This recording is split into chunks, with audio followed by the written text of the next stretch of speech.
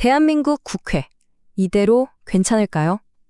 여기 국회를 완전히 정말 뿌리부터 바꾸자는 아주 대담하고 구체적인 제안이 하나 있습니다.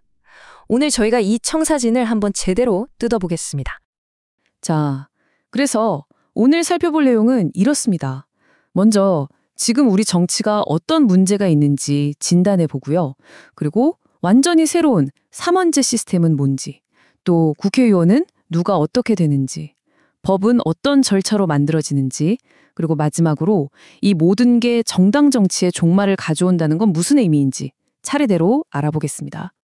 네, 첫 번째 순서죠. 현 정치에 대한 진단입니다. 모든 대담한 제안은 지금 뭐가 문제인가? 여기서부터 시작하잖아요.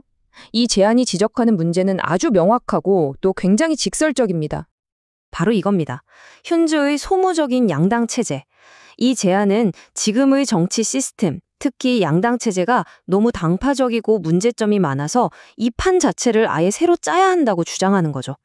그러니까 수천 년 동안 우리가 이런저런 시도를 해봤지만 결국 정당 정치는 뭐랄까? 부작용이 너무 많다는 거예요. 국가 전체의 이익보다는 자기 당의 이익을 먼저 챙기게 되고 그러다 보니 건설적인 해결책을 찾기보다는 맨날 싸우기만 한다는 거죠. 아주 신랄한 비판이죠? 자, 그럼 이런 문제 진단이 나왔으니 해결책도 있어야겠죠? 이 제안이 내놓은 해법은 바로 국회의 구조를 근본적으로 뜯어고치는 겁니다. 바로 새로운 3원제 시스템인데요. 이게 이 제안의 가장 핵심적인 부분입니다. 3원제, 말이 좀 어려울 수 있는데 간단해요. 지금은 국회가 하나잖아요? 이걸 상원, 중원, 하원 이렇게 3개로 쪼개자는 겁니다. 마치 3개의 작은 국회가 있는 것처럼요. 근데 여기서 재밌는 건 국회의원 총 숫자는 300명으로 지금이랑 똑같이 유지한다는 점이에요. 자, 그럼 이런 생각이 드실 거예요. 국회를 3개로 나누는 건 알겠는데 그럼 그 300명은 도대체 누가 되는 걸까? 더 이상 정당 소속 정치인이 아니라면 말이죠. 맞습니다. 바로 이 지점에서 아주 파격적인 변화가 나타납니다.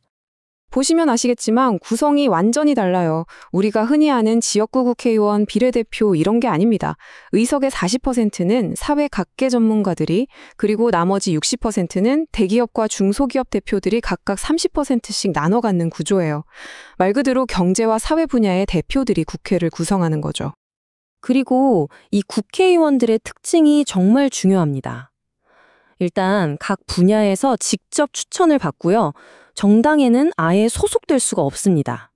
완전한 무소속인 거죠. 그리고 이건 직업이 아니라 명예직으로 보는 거예요. 나라를 위해 봉사하는 자리라는 뜻이죠. 그리고 당연히 전과가 있으면 절대 안 되고요. 한마디로 선거운동하는 직업 정치인이 아니라 진짜 전문가들이 와서 일하라는 겁니다. 네, 국회 구성원도 완전히 바뀌었으니 법을 만드는 과정도 당연히 다르겠죠? 한번 보시죠. 이 새로운 시스템에서 법안 하나가 어떻게 탄생하는지 그 절차를 따라가 보겠습니다. 흐름이 아주 체계적이에요. 먼저 사회 전문가들로 구성된 하원에 이런 법이 필요하다 하고 법안의 뼈대를 만듭니다. 그럼 이 법안이 중원으로 가요. 중원은 중소기업 대표들이 있으니까 이게 현실적으로 실행 가능한지 문제는 없는지 꼼꼼하게 뜯어보고 수정하는 거죠. 그리고 마지막 관문 대기업 대표들이 있는 상원에서 최종적으로 검토하고 오케이 사인을 내주는 겁니다. 마치 단계별로 필터링을 거치는 것 같죠? 그런데 여기서 끝이 아닙니다. 아주 독특한 장치가 하나 더 있어요. 상원에서 법안이 통과됐다고 해서 바로 다음 날부터 시행되는 게 아니에요. 무려 3년이라는 유예기간을 반드시 거쳐야 합니다. 왜냐고요? 법이라는 게 한번 시행되면 돌이키기 어렵잖아요.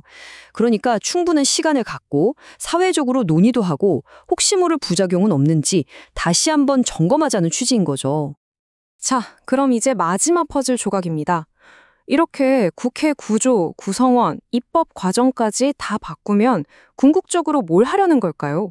이 제안이 노리는 최종 목표, 그건 바로 한국 정치판의 근본적인 변화입니다. 네, 바로 이겁니다. 정당은 해체되어야 한다. 굉장히 강한 표현이죠? 그러니까 이 모든 설계는요, 사실상 정당이라는 존재 자체가 필요 없어지도록 만드는 데 초점이 맞춰져 있는 겁니다.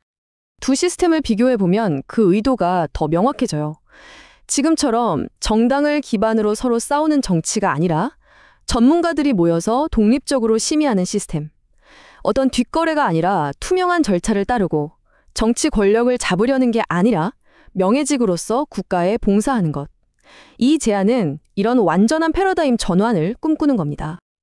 그렇다고 정당을 아예 없애버리자는 건 아니고요. 기존 정당들이 계속 존재할 수는 있습니다.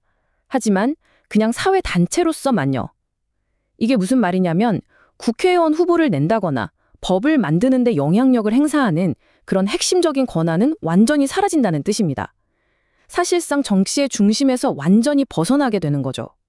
자, 오늘 아주 급진적이면서도 굉장히 구체적인 국회 개혁안을 살펴봤는데요. 이 모든 이야기는 결국 하나의 질문으로 모아집니다. 과연 정당 없는 정치는 가능할까? 이 청사진은 우리에게 너무나 당연하게 여겼던 현대 민주주의의 근본에 대해 다시 한번 생각해 보게 만드네요. 여러분의 생각은 어떠신가요?